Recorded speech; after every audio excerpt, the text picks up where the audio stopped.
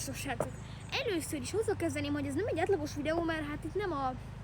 Hogy is mondjam, nem a gép előtt vagyok, hanem kint a természetben. Úgyhogy igen, ez nem egy átlagos videó lesz, de amit a terméket bemutatok ebbe a videóba, az nem szponzorált, nem szponzoríd, oké? Szóval, srácok, az a nem szponzorált termék nem más, mint a Gréppi.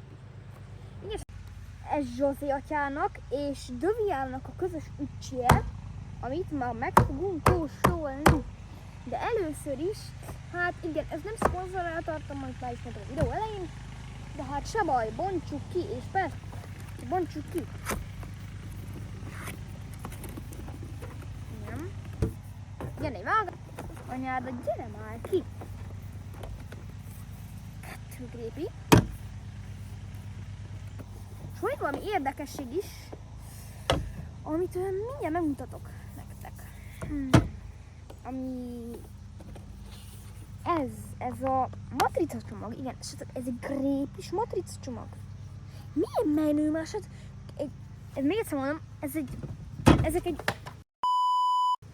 boruló üdítők. Ez nem egy valami tech cucc. Üdítőhöz matrica. Mi a rá?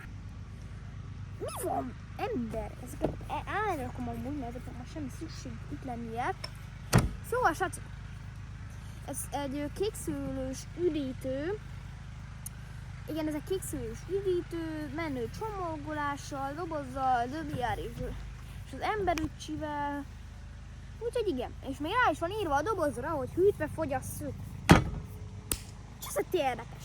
Tehát csak kóstoljuk meg, mert kóstolás nélkül nincs üdítő unboxing, és mindjárt megesz engem egy traktor, úgyhogy mielőtt megesz a traktor, azon pillantom, csak hát mivel ugye hát, hogy mondjam, maszk van rajtam, ezért jön egy vágás. Finom gő készülő zsider, csodás. Ti nektek mi a véleménye róla? Szerintetek azért jó 6000 fogyított megér 6 darab üdítő, de legalább kaptunk egy matrica csomagot, meg egy dobozt, amikor félretettem. Srácok, igen, szerintetek én ennyit egy üdítő, vagy inkább elmentek a boltba, azt vesztek egy normális szörnyet. Tehát mi a véleményetek a Gréppiről? Szerintem egy tök jó üdítő, de inkább írjátok le a kommentbe a véleményeket. Ennyi voltam mára, ez egy kisebb videó lesz. Na csá!